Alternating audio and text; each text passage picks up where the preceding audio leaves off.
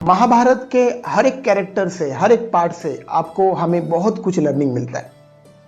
और वो लर्निंग अगर हमारे लाइफ में हम इंप्लीमेंट करते हैं, उसको यूज करते हैं, तो हमारी लाइफ को एक बहुत शानदार तरीके से एक सही राह, सही दिशा के साथ हम उसको लेके जा सकते हैं। तो महाभारत में कर्ण अपनी आखिरी सांसें गिन रहा था, और जब वो अपनी आखिरी सांसें गिन रहा था तो उसके माइंड में कई सारे सवाल थे जो उसको भगवान कृष्ण से उसको पूछना था। तो भगवान कृष्ण को कर्ण पूछता है कि माधव, मेरा क्या कसूर? मैं सूर्य पुत्र था और मुझे सूत पुत्र के नाम से समाज ने जाना, इसमें मेरा क्या कसूर?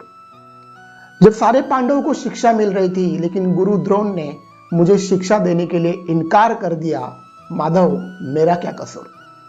माधव, मैं हर बार मैंने धर्म के साथ लड़ाई की, मैंने कभी छल नहीं किया, फिर भी आपने मुझे छल करके मारा, मेरा क्या कसूर?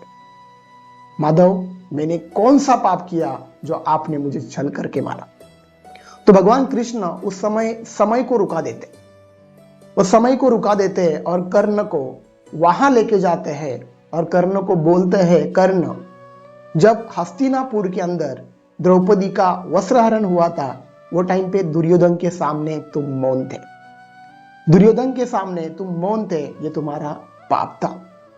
दुर्योधन अधर्म की लड़ाई लड़ रहा था और तुमने अधर्म का साथ चुना, ये तुम्हारा पाप था।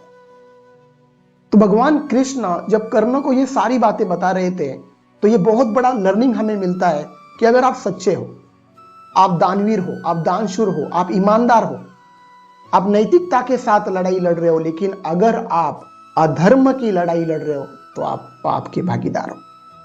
अगर आप गलत जगह पे हो, गलत लोगों के बीच हो और आप अगर अधर्म के साथ अगर खड़े हो तो यस, ये आपका पाप है। तो कर्मा, आपके कर्मा का फल आपको अवश्य मिलेगा। अगर आप गलत जगह पर हो तो उस कर्म का फल आपको भी मिलने वाला है। तो ये बहुत इंपॉर्टेंट लेसन हमें मिलता है कि अगर हम सच्चे हैं, हम दानवीर हैं, हम धर्म के साथ हर चीज करना जानते हैं, करते हैं, लेकिन अगर हम गलत संगत में हैं और हम गलत संगत के साथ अधर्म की लड़ाई अगर हम खेल रहे हैं तो इसके भागीदार हम भी हैं और उसकी सजा आपको मिलेगी।